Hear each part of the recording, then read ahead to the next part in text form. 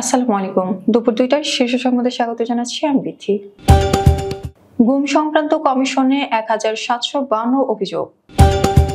বেগম খালেদা জিয়ার শারীরিক অবস্থা আগের চেয়ে ভালো, চিকিৎসক। বাংলাদেশের সংস্কারে ইউর পূর্ণ সমর্থন আছে, হাজ্জাল হাবিব। ২ কমিটি বিলুপ্ত করে বিএনপির বিজ্ঞপ্তি। ইউরোপের রেকর্ড ৪৩,২৩৬ বাংলাদেশের আশ্রয় আবেদন। গাজীপুরে সড়ক অবরোধ, ৫ কিলোমিটার যানজট। সাভারে শেখ হাসিনা সহ ১৬৮ জনের নামে মামলা। ১২ মার্চের মধ্যে প্রাথমিকের ৬,৫৩১ শিক্ষককে যোগদানের নির্দেশ। উল্টাপাল্টা করলে ঘুম হারাম করে দেব, মোহাম্মদ এজাজ।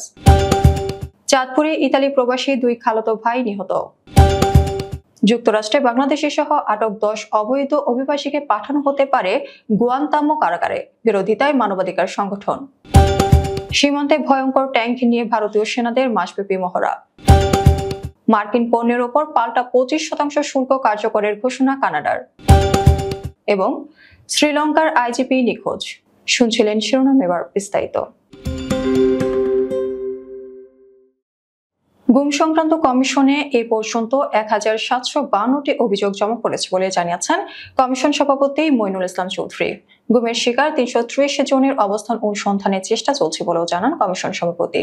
মঙ্গলবার দুপুরে গুম সংক্রান্ত কমিশন অব ইনকোয়ারির কার্যক্রম নিয়ে ব্রিফিংয়ে তিনি এসব তথ্য জানান। বিএনপি চেয়ারপারসন ও সাবেক প্রধানমন্ত্রী বেগম খালেদা জিয়ার শারীরিক অবস্থা আগের চেয়ে অনেকটা ভালো বলে জানিয়েছেন তার ব্যক্তিগত এক চিকিৎসক। স্থানীয় সময় সোমবার লন্ডনে এক ব্রিফিংয়ে তিনি এই তথ্য জানান। তিনি বলেন, দেশ বিদেশের মানুষ ওনার জন্য দোয়া করছেন। লন্ডনে তারেক রহমানের বাসায় বেগম জিয়া অবস্থান করছেন। সেখানেই বিশেষজ্ঞ চিকিৎসকদের তত্ত্বাবধানে তার চিকিৎসা চলমান রয়েছে। বেগম খালেদা জিয়ার এই ব্যক্তিগত চিকিৎসক আরো বলেন, তিনি খুব সুস্থ হয়ে উঠেছেন একথা আমি বলবো না, তবে যে কোনো সময়ের তুলনায় আল্লাহর অশেষ মেহেরবানিতে তিনি অনেকটা সুস্থ আছেন। খুব শীঘ্রই চিকিৎসকদের সম্মতি পেলে তিনি দেশে ফিরবেন। উল্লেখ্য, উন্নত চিকিৎসার জন্য গত ৮ জানুয়ারি বেগম খালেদা জিয়াকে লন্ডনে নেওয়া হয়। ইউরোপীয় ইউনিয়ন বাংলাদেশের সংস্কার কর্মসূচি সমর্থন করেছে বলে মন্তব্য করেছেন ইউ কমিশনার হাজ্জাল হাবিব। তিনি বলেছেন, ইউরোপীয় ইউনিয়ন বাংলাদেশের জনগণের পাশে থাকবে এবং অন্তর্বর্তী সরকারের সংস্কার প্রচেষ্টায় সমর্থন প্রদান করবে। এই মন্তব্যটি তিনি ঢাকায় এক বইয়ের মোড়ক উন্মোচনের অনুষ্ঠানে করেছেন। সোমবার গুলশান বিচারপতি শাহাবুদ্দিন আহমেদ পার্কে অনুষ্ঠিত বাংলাদেশ ৩৬ জুলাই ২০২৪ বইয়ের মোড়ক উন্মোচন অনুষ্ঠানে হাজ্জাল হাবিব এসব কথা বলেন। তিনি জানান, মানবাধিকার এবং গণতান্ত্রিক মূল্যবোধে বাংলাদেশের প্রতি ইউর একাধিক প্রতিশ্রুতি রয়েছে। এসব মূল্যবোধ তাদের সম্পর্কের মূল ভিত্তি হিসেবে কাজ করছে। অ্যাসোসিয়েশন অব ইঞ্জিনিয়ার্স বাংলাদেশ ও এগ্রিকালচারিস্ট অ্যাসোসিয়েশন অব বাংলাদেশ এর কমিটি বিলুপ্ত ঘোষণা করা হয়েছে। সোমবার দিবাগত রাত ২:৩০টার দিকে বিএনপির সিনিয়র যুগ্ম মহাসচিব রুহুল কবির রিজভী স্বাক্ষরিত এক প্রেস বিজ্ঞপ্তিতে এই তথ্য জানানো হয়। বিজ্ঞপ্তিতে বলা হয়, সভাপতি ইঞ্জিনিয়ার রিয়াজুল ইসলাম রিজু এবং মহাসচিব ইঞ্জিনিয়ার আলমগীর হাসিন আহমেদের নেতৃত্বাধীন অ্যাসোসিয়েশন অব ইঞ্জিনিয়ার্স বাংলাদেশের বর্তমান কমিটি বিলুপ্ত ঘোষণা করা হয়েছে। খুব শীঘ্রই অ্যাসোসিয়েশন অব ইঞ্জিনিয়ার্স বাংলাদেশের কমিটি ঘোষণা করা হবে। এতে আরো বলা হয়, আহ্বায়ক রাশিদুল হাসান হারুন এবং সদস্য সচিব ডক্টর মোস্তাফিজুর রহমানের নেতৃত্বাধীন এগ্রিকালচারিস্ট অ্যাসোসিয়েশন অব বাংলাদেশের বর্তমান কমিটি বিলুপ্ত ঘোষণা করা হয়েছে। গত বছর ইউরোপীয় ইউনিয়নের দেশগুলোতে রেকর্ড ৪৩,২৩৬ জন বাংলাদেশি আশ্রয় চেয়ে আবেদন করেছেন, কিন্তু সাড়া মিলেছে মাত্র ৩.৯%। সোমবার ইউরোপের আশ্রয় সংস্থা ইউরোপীয় ইউনিয়ন এজেন্সি ফর অ্যাজাইলাম প্রকাশিত এক পরিসংখ্যানে এ তথ্য জানানো হয়। ইউভুক্ত দেশগুলোতে আশ্রয়ের জন্য যে পরিমাণ বাংলাদেশি আবেদন করেছেন, সে হিসেবে আশ্রয় চাওয়া দেশের তালিকায় বাংলাদেশে আছে ৬ নম্বরে। বাংলাদেশিদের করা ৯৬%-এরও বেশি আবেদন প্রত্যাখ্যাত হয়েছে। ইউর প্রতিবেদনে দেখা গেছে, গত বছর মোট ৪৩,২৩৬ জন বাংলাদেশি ইউরোপীয় ইউনিয়নের দেশগুলোতে আশ্রয় চেয়েছিলেন। ২০২৩ সালে এই সংখ্যা ছিল ৪০,৩৩২ জন। তবে আশ্রয় প্রত্যাশী কি কারণে বৃদ্ধি পেয়েছে তা প্রতিবেদনে উল্লেখ করা হয়নি। সাভারে বৈষম্য বিরোধী ছাত্র আন্দোলনে আলামিন নামে এক আন্দোলনকারীকে গুলি করে হত্যার অভিযোগে ক্ষমতাচ্যুত সাবেক প্রধানমন্ত্রী ও আওয়ামী লীগের সভাপতি শেখ হাসিনা সহ ১৬৮ জনের বিরুদ্ধে সাভার মডেল থানায় হত্যা মামলা দায়ের করা হয়েছে। নিহতের বন্ধুর পরিচয়ে সাভারের বক্তারপুরের বাসিন্দা হারুন হোসেন নামে এক ব্যক্তি গতকাল সোমবার সকালে মামলাটি দায়ের করেন।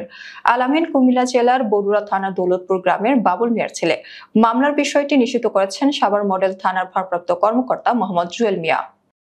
গাজীপুরের শ্রীপুরে অটোরিকশা চালক নিহত হওয়ার ঘটনায় ঢাকা ময়মনসিংহ মহাসড়কের নতুন বাজার এলাকায় বিক্ষুব্ধ জনতা সড়ক অবরোধ করেছে। এতে প্রায় 5 কিলোমিটার এলাকা জুড়ে তীব্র যানজটের সৃষ্টি হয়েছে। মঙ্গলবার সকাল 9টার দিকে শ্রীপুরের নতুন বাজার এলাকায় নিহতের স্বজন ও চালকরা মহাসড়কে অবস্থান নিয়ে বিক্ষোভ শুরু করেন, যা দীর্ঘ যানজটের সৃষ্টি করে। স্থানীয় সূত্রে জানা যায়, সোমবার রাত 8টার দিকে ঢাকা ময়মনসিংহ মহাসড়কের নতুন বাজার এলাকায় সড়ক দুর্ঘটনায় রিতন মিয়া নামে এক অটোরিকশা চালক নিহত হন। অবশেষে নিয়োগ পাচ্ছেন সরকারি প্রাথমিক বিদ্যালয়ের সহকারী শিক্ষক পদে তৃতীয় ধাপে সুপারিশ পাওয়া ৬,৫৩১ জন চাকরি প্রত্যাশী। ঢাকা ও চট্টগ্রাম বিভাগের জন্য তাদের নিয়োগপত্র জারি, যোগদান ও পদায়নের বিষয়ে প্রশাসনিক অনুমোদন দিয়েছে প্রাথমিক ও গণশিক্ষা মন্ত্রণালয়। সোমবার আপিল বিভাগের রায়ের পরপরই এক আদেশে অধিদপ্তরকে এই নির্দেশ দেয় মন্ত্রণালয়। আজ মঙ্গলবার নিয়োগপত্র জারি এবং ১২ মার্চ জেলা প্রাথমিক শিক্ষা অফিসে তাদের যোগদানের ব্যবস্থা করতে প্রাথমিক শিক্ষা অধিদপ্তরের মহাপরিচালককে নির্দেশ দেওয়া হয়েছে। ঢাকা উত্তর সিটি কর্পোরেশনের প্রশাসক মোহাম্মদ এজাজ বলেছেন, আমরা রাজনীতিবিদদের মতো পুতুপুতু করার জন্য আসিনি। আমি সার্ভিস দিতে আসছি, নিতে আসছি। সার্ভিসে যে উল্টাপাল্টা করবে তাদের ঘুম হারাম করে দেব। তবে মশার যন্ত্রণায় অতিষ্ঠ রাজধানীর উত্তর সিটি অধিবাসীদের কোনো আশার বাণী শোনাতে পারেননি তিনি। উল্টো নিজের অসহায়ত্ব প্রকাশ করে তিনি বলেন, মশা নিয়ন্ত্রণ করতে পারবো কি পারবো না আমি জানি না, এটা বলা মুশকিল। গতকাল সোমবার ঢাকা উত্তর সিটি কর্পোরেশনের নগর ভবনের নিজ কার্যালয়ে ঢাকা ইউটিলিটি রিপোর্টার্স অ্যাসোসিয়েশনের নেতাদের সঙ্গে মতবিনিময়কালে ডিএনসিসি প্রশাসক একথা বলেন। রোজা ও ঈদের ছুটিতে বেড়াতে এসে চাঁদপুরে কাভার্ড ভ্যানের চাপায় মোটরসাইকেল আরোহী 2 ইতালি প্রবাসী যুবক নিহত হয়েছেন। সোমবার রাত 11টার দিকে শহরের পুরান বাজার গার্লস স্কুলের সামনে এই ঘটনা ঘটে। নিহতরা হলেন চাঁদপুর শহরের পুরান বাজার মেরকাটেজ রোডের ইতালি প্রবাসী মোহাম্মদ আব্দুস সালাম দেওয়ানের ছেলে অভি দেওয়ান ও তার খালাতো ভাই শরীয়তপুরের গরিশা এলাকার মোহাম্মদ সেলিম মিয়ার ছেলে নিলয়। যুক্তরাষ্ট্রের গ্রেপ্তার হওয়া বাংলাদেশী সহ 10 অবৈধ অভিবাসীকে কিউবার গুয়ান্তানামো বেতে স্থানান্তর করা হতে পারে, তবে এর তীব্র বিরোধিতা করে গত শনিবার আদালতে মামলা করেছে দেশটির মানবাধিকার বিষয়ক একটি সংগঠন, যার নাম আমেরিকান সিভিল লিবার্টিজ ইউনিয়ন। এই সংগঠন সহ একাধিক অ্যাডভোকেসি গ্রুপ ট্রাম্প প্রশাসনের বিরুদ্ধে মামলাটি করেছে, কেননা গুয়ান্তানামো বে কারাগারটি কুখ্যাত কারাগার হিসেবে পরিচিত। সেখানে আটক ব্যক্তিদের আত্মহত্যার প্রবণতা রয়েছে। তাই গ্রেফতার হওয়া অভিবাসীদের ওই কারাগারে পাঠানো ঠেকাতে জোরালো অবস্থান নিয়েছে মানবাধিকার সংস্থাগুলো। ভারতীয় সেনাবাহিনীর ত্রিশক্তি কর্পস সীমান্ত সংলগ্ন এলাকায় 1 মাসব্যাপী T-90 ট্যাঙ্ক সহ লাইভ ফায়ারিং মহড়া সফলভাবে শেষ হয়েছে। মহড়াটি সিকিম ও শিলিগুড়ি করিডোরের সুরক্ষা নিশ্চিত ও যুদ্ধের প্রস্তুতি বাড়ানোর লক্ষ্যে করা হয়।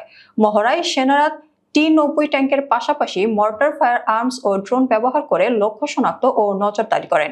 T-90 ট্যাঙ্ক ভারতের অন্যতম আধুনিক প্রধান যুদ্ধ ট্যাঙ্ক। এটি উন্নত ফায়ার কন্ট্রোল সিস্টেম, উচ্চ গতি ও উন্নত সুরক্ষার জন্য পরিচিত। বিশেষ করে এই ট্যাঙ্ক ক্ষেপণাস্ত্র ও থার্মাল ইমেজিং প্রযুক্তির মাধ্যমে রাতের যুদ্ধে কার্যকর ভূমিকা পালন করে। মার্কিন পণ্যের ওপর মঙ্গলবার থেকে 25% শুল্ক আরোপ করবে কানাডা। এক বিবৃতিতে এ তথ্য জানিয়েছে কানাডার প্রধানমন্ত্রী জাস্টিন ট্রুডো। এক প্রতিবেদনে এ তথ্য জানিয়েছে কাতার ভিত্তিক সংবাদ মাধ্যম আল জাজিরা। জাস্টিন ট্রুডো বলেছেন, ডোনাল্ড ট্রাম্প যদি কানাডিয়ান পণ্যের ওপর প্রস্তাবিত শুল্ক আরোপ করেন, তাহলে মঙ্গলবার থেকে কানাডা 155 বিলিয়ন কানাডিয়ান ডলার মূল্যের মার্কিন পণ্যের ওপর 25% শুল্ক আরোপ করবে। শ্রীলঙ্কার পুলিশের প্রধান দেশবন্ধু তেন্নাকুন নিখোঁজ। তার বিরুদ্ধে শুক্রবার গ্রেফতারি পরোয়ানা জারি হওয়ার পর থেকে তিনি নিখোঁজ, এ খবর দিয়েছে অনলাইন আরব নিউজ। এতে বলা হয়, শুক্রবার তার বিরুদ্ধে গ্রেফতারি পরোয়ানা জারির পর রোববার তার সন্ধানে অভিযান পরিচালনা করেছে পুলিশ। একটি কুখ্যাত তল্লাশি অভিযান চলাকালে একজন কর্মকর্তাকে হত্যার ঘটনায় তার বিরুদ্ধে আদালত গ্রেফতারি পরোয়ানা জারি করেছে। আমাদের পরবর্তী রাত 10টার সংবাদ দেখার আমন্ত্রণ জানিয়ে এখনকার মতো বিদায় নিচ্ছি। দর্শক, ভিডিওটি শেষ পর্যন্ত দেখার জন্য আপনাকে অসংখ্য ধন্যবাদ। নিত্য নতুন সংবাদ পেতে আমাদের ইউটিউব চ্যানেল সাবস্ক্রাইব করুন, অনিয়মিত নোটিফিকেশন পেতে বেল বাটনে ক্লিক করুন এবং আমাদের ফেসবুক পেজটি লাইক করুন। এছাড়াও আমাদের ভিডিওতে লাইক দিয়ে শেয়ার করুন। আল্লাহ হাফেজ।